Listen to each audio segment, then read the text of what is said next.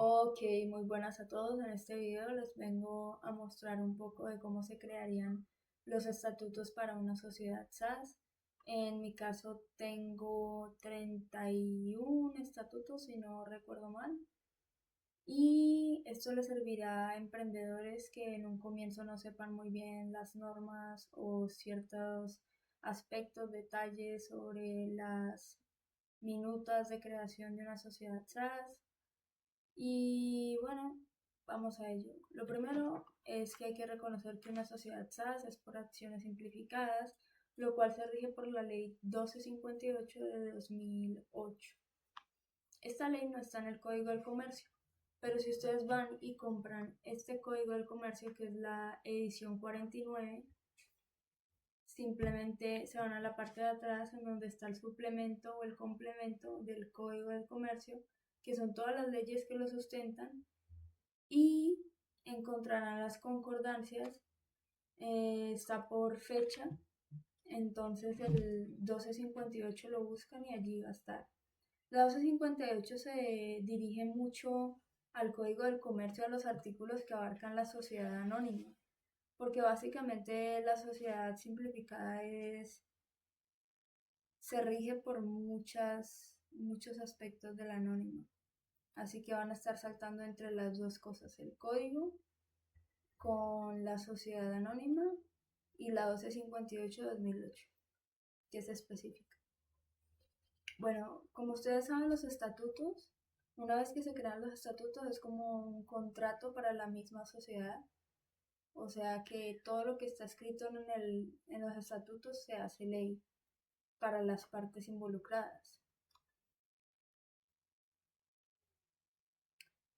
Vamos a ver, como todo tiene una introducción, simplemente nuestra empresa se va a llamar TecnoSAS, vamos a especificar que se llama de esa forma, que esto durará 3 años, digamos que la constitución de esta empresa inicialmente, porque somos emprendedores, desde el día 14, y pueden enlistar algunas cosas sobre el capital suscrito, el tipo de acciones y el valor de las acciones. Pero eso se especificará más abajo, así que simplemente vamos allá. Bueno, hacen un cuadrito o como quieran, que tenga los nombres de los accionistas, la identificación con cédula, el domicilio y el celular. Luego empezamos con lo que llamaríamos capítulo 1, disposiciones generales, forma. Especifican otra vez que es por acciones simplificadas, que se rige por la 1258 de 2008. El artículo 2, objeto social. Todo objeto social de cualquier empresa, así sea la más rara del mundo, está en los códigos SIU. Los códigos SIU son códigos globales que se usan para identificar las razones o las actividades de una empresa. Una empresa puede tener hasta dos o no sé si más códigos, pero puede tener dos códigos SIU. Así que ve y búscala, no te pongas a inventar. Artículo 3. Domicilio. Es necesario especificar dónde estará la parte, el local o el lugar, y que se podrán crear sucursales o agencias conforme a la Asamblea General de Accionistas. El término de duración, pues ya lo dije, está especificado arriba. Y ahora sí, el capítulo 2, reglas sobre capital y acciones. El artículo 5, clases de acciones. Bueno, hay dos tipos de acciones. En este momento no me acuerdo de la segunda, pero la primera es valor nominal, es la nominal, la que tiene el nombre propio de la persona, no es como un cheque en blanco ni nada, sino que el dueño tiene a nombre suyo la acción. Y bueno, por otro lado tenemos que hay que especificar los tipos de derechos o las capacidades con las que va a contar la persona.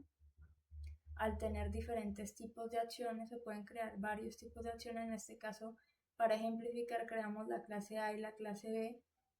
El valor nominal primero de 20.000, que es como lo más top. podrás participar de las asambleas, deliberar y votar. Deliberar es como discutir. Y con la de 15.000 pesos solo discutir o deliberar.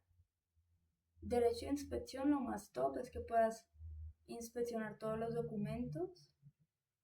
Y clase B, únicamente los balances, porque toda persona que sea accionista de una sociedad necesita revisar los balances para saber cómo va pues, su aporte y cómo va en sí la empresa. La participación, utilidades, va a ser de acuerdo al capital suscrito pagado, que ahorita lo voy a explicar un poco. La negociabilidad de acciones cerrada, derecho a remanentes en liquidación, según el número remanente son utilidades, según el número de participación de capital suscrito pagado. Bueno, se especifica si se quiere que las acciones de clase A son para los accionistas fundadores. Esto tiene que ver un poco con el derecho de preferencia, que más adelante les voy a explicar. Y las acciones clase B serán negociables para inversionistas de fuera. Bueno, se colocan las normativas. Y el artículo 6, capital autorizado. Aquí empiezan los tipos de capitales. Bueno, el capital autorizado es como un límite hasta el que tú puedes emitir las acciones en la empresa. Ese es el tope. Entonces pusimos que son 360 millones, ¿cierto? Dividido en acciones de clase tal y de clase tal, a tanto valor cada una y tanto número de acciones de tanto valor. Bueno, el capital suscrito es muy importante para el apalancamiento de la empresa o el alza de la empresa, ya que va a ser el tope al que se va a llegar mediante el capital pagado. Entonces el capital suscrito es la mitad del capital autorizado. En este caso son 180 millones porque el capital autorizado es 360 millones. Y el capital pagado es lo que se comprometen a pagar las partes, los accionistas, y tengo entendido que la primera cuota debe ser la tercera parte del capital pagado. Bueno, las cuotas deben hacerse en un término de 2 años y debe especificarse en una tabla como esta, pero esta está un poco mal porque le falta especificar por tipo de accionistas. Si somos 2 accionistas, cada accionista debe tener una fecha específica en esos 2 años, por ejemplo, cada trimestre, entregar cierto valor para llegar a ese capital suscrito junto con la otra persona. Y bueno, derechos que confieren las acciones. Aquí vamos a ver un poco de los derechos del accionista: liberar, votar, recibir beneficios sociales, negociar libremente las acciones. Bueno, ya se sabe eso un poco, pero igual hay que especificarlo. Y también dice: los derechos y obligaciones que le confiere cada acción a su titular serán transferidos a quien las adquiere, luego de efectuar su sucesión a cualquier título. La propiedad de una acción implica la adhesión a los estatutos y las decisiones colectivas de los accionistas. Aquí habla un poco del derecho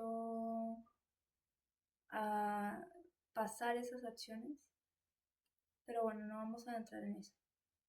Y el artículo 10, naturaleza de las acciones nominativas o al portador, como les había dicho, acciones ordinarias y acciones privilegiadas. Las acciones serán nominativas y deberán ser inscritas en el libro que la sociedad lleve conforme a la ley, mientras que subsista el derecho de preferencia y las demás restricciones para su enajenación. Las acciones no podrán negociarse sino con arreglo de lo previsto sobre el particular en los presentes estatutos. ¿Esto qué quiere decir? Que bueno, el derecho de preferencia está más abajo, pero simplemente que todo debe ser negociado de acuerdo a los estatutos.